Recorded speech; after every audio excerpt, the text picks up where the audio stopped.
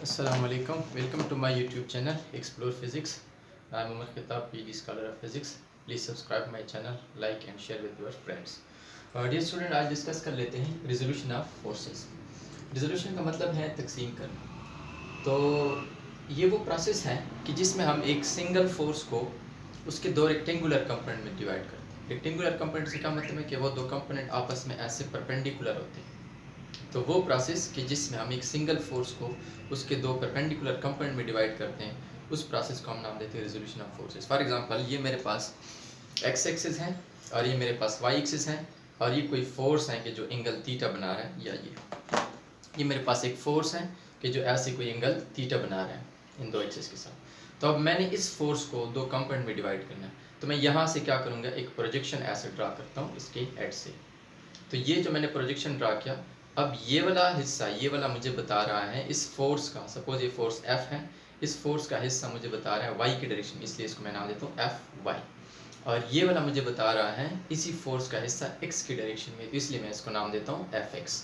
अब अगर आप चेक करें तो ये मेरे पास एक राइट एंगल ट्राइंगल बन गया। ये देखिए डायग्राम में मैंने कुछ ऐसे कंसीडर किया हुआ है कि ये x एक्सिस और ये y एक्सिस और ये मेरे पास कोई एक फोर्स F है और मैंने इस फोर्स को दो कंपोनेंट में रिजॉल्व करना है और वो कंपोनेंट कैसे होने चाहिए, रेक्टेंगुलर होने चाहिए। तो उस प्रोसेस को हम नाम देते हैं रिजोल्यूशन ऑफ फोर्सेस। तो अब जब मैंने वहाँ के इसके हेड से ऐसे प्रोजेक्शन ड्रा किया, तो ये बता रहा है वाई एफ फोर्स का हिस्सा वाई की डायरेक्शन में, इसलिए इसको हम एफ वाई का नाम देते हैं। और ये बता रहा है फोर्स का हिस्सा एक्स के डायरेक्शन में, इसलिए हम इसको एफ एक्स का नाम देते हैं। तो अब मैंने क्या करना है कि ये एक राइट एंगल ट्रायंगल बन गया। अब उसके लिए मैं ट्रिग्नोमेट्री का इस्तेमाल करता हूँ। ट्रिग्नोमेट्री मतलब कि मैं इसमें साइन थीटा एंगल चेक करता हूँ, कास थीटा और टेंजेंट थीटा चेक करता हूँ, तो उससे मुझे कंपोनेंट मिलेंगे। अब मैं पहले कास थीटा चेक करूँ। तो कास थीटा क्या होता है, अगर आपको ये फार्मूला बेसिक लेवल के अगर आप स्टूडेंट हैं तो आपको शायद वो फार्मूला नहीं पता होगा कि सम पीपल है curly brown hair to proper brushing, कि जिसमें एस जो है वो साइन थीटा, पी परपेंडिकुलर और एच हाइपोटेन्यूज के लिए।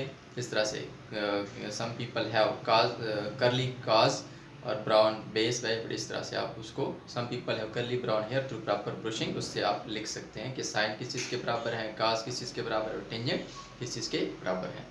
तो अब मैं अगर इस ट्रायंगल में, राइट एंगल ट्रायंगल में कास थीटा चेक करूं, तो कास थीटा बराबर होता है बेस डिवाइडेड बाय हाइपोटेन्यूज। ये मेरे पास बेस है और ये हाइपोटेन्यूज है और ये मेरे पास परपेंडिकुलर। तो cos थीटा बराबर होता है बेस डिवाइडेड हाइपोटेन्यूज। तो बेस मेरे पास fx है और हाइपोटेन्यूज f है। तो यहाँ से अगर मैं फाइंड आउट करूँ fx को, तो मैं f को इधर मल्टीप्लाई करूँगा, तो fx is equal to f cos theta. इसका क्या मतलब है कि ये मेरे पास हॉरिजॉन्टल कंपोनेंट आ गया जो कि f cos थीटा के बराबर है। अब अगर मैं इस राइट एंगल ट्रायंगल में y component sine theta check करूँ, तो साइन थीटा बराबर होता है परपेंडिकुलर डिवाइडेड बाय हाइपोटेन्यूज। तो परपेंडिकुलर मेरे पास fy है और हाइपोटेन्यूज मेरे पास f है। तो अगर मैं fy को फाइंड आउट करूँ, तो मैं f को इधर मल्टीप्लाई करूँगा, तो fy is equal to f sine theta. इसका क्या मतलब है कि हॉरिजॉन्टल कंपोनेंट जब मैं लिखूंगा किसी इस फोर्स का, तो वो f cos थीटा के बराबर होगा, और जब वर्टिकल कंपोनेंट लिखूंगा तो वो f साइन थीटा के बराबर होगा। इस तरह से मैंने उसके दो कंपोनेंट फाइंड आउट कर लिए और ये दो कंपोनेंट आपस में परपेंडिकुलर, यहाँ पे आप चेक कर सकते हैं, ये देखें ना, ये इनके बीच 90 एंगल हैं, तो ये दोनों कहलाते हैं रेक्टेंगुलर कंपोनेंट। अब अगर मैंने इसका मैग्नीट्यूड फाइंड आउट करना है, तो मैं क्या करता हूँ, मैं पाइथागोरस थ्योरम का इस्तेमाल करता हूँ। पाइथागोरस थ्योरम हमें क्या कहता है कि हाइपोटेन्यूज का whole square is equal to perpendicular square plus base square. तो जैसे मैंने लिया हुआ है एफ स्क्वायर जो कि हाइपोटेन्यूज है, which is equal to base square plus perpendicular square F Y square. तो F square is equal to F x square plus F Y square. अब मैं अगर दोनों साइड का स्क्वायर रूट लेता हूँ, तो यहाँ पर ये और स्क्वायर रूट कैंसिल, स्क्वायर और स्क्वायर रूट कैंसिल, क्योंकि स्क्वायर रूट की वैल्यू है 1/2 और यहाँ पे होल स्क्वायर रूट आ जाएगा। तो f is equal to F x square plus F Y square. इस तरह से मैं फोर्स के मैग्नीट्यूड को फाइंड आउट कर सकता हूँ। अब अगर मेरे पास 3 डायमेंशन में है, तो उसके साथ हम F x square plus F Y square plus F Z square लिखेंगे उसके साथ। और ये एफ जेड स्क्वायर कैसे फाइंड आउट करते हैं, उसके लिए डायरेक्शन को साइन यूज होते हैं, लेकिन हम एज्यूम कर लेते हैं कि वो थर्ड डायरेक्शन भी उसी के साथ ऐसे ही आएगा, तो F x square plus F Y square plus F Z square. अब अगर मैंने इस फोर्स के डायरेक्शन को फाइंड आउट करना है कि ये फोर्स कितना एंगल कौन से डायरेक्शन में है, तो उस डायरेक्शन के लिए मैं अगर देखिए ये एंगल फाइंड आउट करता हूँ, तो ये मुझे डायरेक्शन बताएगा। देखिए अगर ये एंगल 0 है तो फोर्स ऐसे है, अगर एंगल 90 है तो ये फोर्स ऐसे है, और अगर एंगल यहाँ पे है तो फोर्स इसका क्या मतलब है कि अगर मैंने फोर्स के डायरेक्शन को फाइंड आउट करना है तो मैंने इस एंगल को फाइंड आउट करना है, और एंगल को फाइंड आउट करने के लिए मैं टेंजेंट थीटा लिखता हूँ। टेंजेंट थीटा बराबर होता है Fy divided by Fx, perpendicular divide by base. अब मुझे थीटा को फाइंड आउट करना है, टेंजेंट थीटा, तो मैं दोनों साइड को टेंजेंट से डिवाइड करता हूँ, तो यहाँ से ये tangent cancel, theta is equal to, यहाँ पे 1 ओवर टेंजेंट है, और 1 ओवर टेंजेंट का मतलब है tangent inverse, theta is equal tangent inverse Fy divided by Fx। अब आप टेंजेंट इनवर्स कैसे फाइंड आउट कर सकते हैं? कैलकुलेटर से आप शिफ्ट दबाएं और फिर टेंजेंट दबाएं, खुद बहुत टेंजेंट इनवर्स बन जाता है। तो आप ये एंगल फाइंड आउट करके आप इसके डायरेक्शन को बता रहे हैं कि फोर्स कौन सी डायरेक्शन है। तो ये वो प्रोसेस है कि जिसको हम कहते हैं रेजोल्यूशन ऑफ फोर्सेस, के सिंगल फोर्स को हमने उसके दो कंपोनेंट में डिवाइड किया। इसी के साथ टार्क को डिस्कस कर लेते हैं। डियर स्टूडेंट, हम डिस्कस कर लेते हैं टार्क को कि टार्क क्या है। Torque turning effect of force, वो फोर्स जो चीज़ों में टर्न पैदा करे उसको हम नाम देते हैं टार्क। याद रखिएगा, उस टर्न को नहीं, उस फोर्स को हम टार्क कहते हैं जो चीज़ों में टर्न पैदा करे। तो मैथमेटिकली हम उसको कैसे लिख सकते हैं? टा is equal to R cross F, और यहाँ पे टा जो है वो टार्क को रिप्रेजेंट कर रहा है, और आर जो है वो मूवमेंट आर्म को रिप्रेजेंट कर रहा है, और एफ जो है वो अप्लाइड फोर्स को रिप्रेजेंट कर रहा है।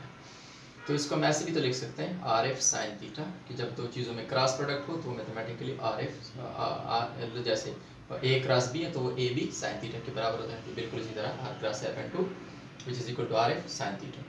तो इसका यूनिट क्या है? इसका यूनिट है न्यूटन मीटर।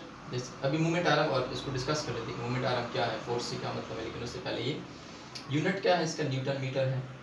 और जैसे फोर्स का न्यूटन है और इसका मीटर है, तो न्यूटन मीटर अगर आप चेक करें, न्यूटन मीटर वर्क का भी यूनिट है, क्योंकि W is equal to after S, तो वो भी न्यूटन मीटर है, लेकिन उसको आप जॉल कहते हैं। लेकिन इसको आप जॉल नहीं कह सकते। वजह क्या है? वजह ये है कि ये बाई नेचर फोर्स है, बाई नेचर एनर्जी नहीं है।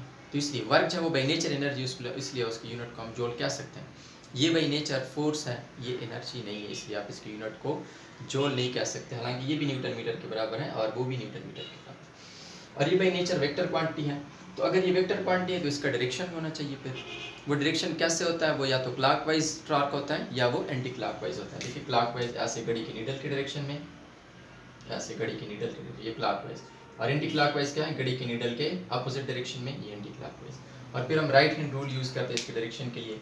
अगर तो ये क्लॉकवाइज है तो ये ऐसे टुवर्ड दी बोर्ड है, और अगर ये एंटी क्लॉकवाइज है तो आउट ऑफ दी बोर्ड। इस तरह से हम इसके डायरेक्शन को फाइंड आउट करते हैं। अच्छा, अब इसके ये मूवमेंट आर्म को अगर हम डिस्कस करें, मूवमेंट आर्म क्या है? Perpendicular distance from the axis of rotation to the point of action of force. ये मैंने एक डायग्राम ड्रा किया, ये कोई दरवाज़ा है और ये उसका नॉब है, यहाँ पे मैं ऐसे फोर्स लगाता हूँ, और ये परपेंडिकुलर डिस्टेंस है फ्रॉम एक्सिस ऑफ रोटेशन, ये एक्सिस ऑफ रोटेशन है कि इस पर ये दरवाज़ा ऐसे रोटेट हो सकता है। तो ये perpendicular distance from the axis of rotation two point of action of force, इसको हम मूवमेंट आर्म का नाम देते हैं। अगर आप मैथमेटिकल इक्वेशन को चेक करें तो टार्क जो है वो मूवमेंट आर्म और फोर्स के साथ डायरेक्ट रिलेशन है। मतलब ये कि इन दोनों में से आप किसी एक को बढ़ाएं तो टार्क ने बढ़ना है। तभी दरवाजे का नॉब जो है वो ऐसे कॉर्नर पे लगाते हैं। इधर अगर आप नॉब लगाएं मिडल में तो आपको ज़्यादा फोर्स लगाना पड़ेगा, इसलिए दरवाजे का नॉब यहाँ पे लगाते हैं। और साथ में ये हाँ, ये नॉब हो गया, ये मूवमेंट आर्म हो गया, ये एक्सिस ऑफ रोटेशन कि जिसके लॉन्ग ऑब्जेक्ट रोटेट कर रहा है, और movement arm perpendicular distance axis of rotation से पॉइंट ऑफ एक्शन तक। और साथ में कि ये टार्क को ऑब्जर्व करने के लिए ऑब्जेक्ट आपके पास रिजिड होना चाहिए। रिजिड की क्या मतलब है? कि जिस पर आप एक्सटर्नल फोर्स लगाएं तो वो अपने शेप को चेंज ना करे, जैसे ये रिजिड है। अगर आप रिजिड ऑब्जेक्ट नहीं लेंगे तो फिर क्या नुकसान हो, कि आप टार्क को क्लियरली ऑब्जर्व नहीं कर सकेंगे। फॉर एग्जांपल आपके पास कोई गैसेस का मॉलिक्यूल है, सपोज 2 किलोग्राम गैस है, आप उसमें टार्क को ऑब्जर्व करना चाहते हैं तो आप क्लियरली ऑब्जर्व नहीं कर सकते, क्योंकि वो रिजिड बॉडी नहीं है, वो रिजिड बॉडी नहीं है। जब आप फोर्स लगाते हैं तो अपने शेप को चेंज करते हैं। तो इसलिए टार्क को क्लियरली ऑब्जर्व करने के लिए रिजिड बॉडी होना चाहिए आपके पास। और एक्सिस ऑफ रोटेशन तो हमने ऑलरेडी डिस्कस कर लिया। तो आज के लिए इतना ही, मिलते हैं नेक्स्ट लेक्चर में। अपना ख्याल रखिएगा।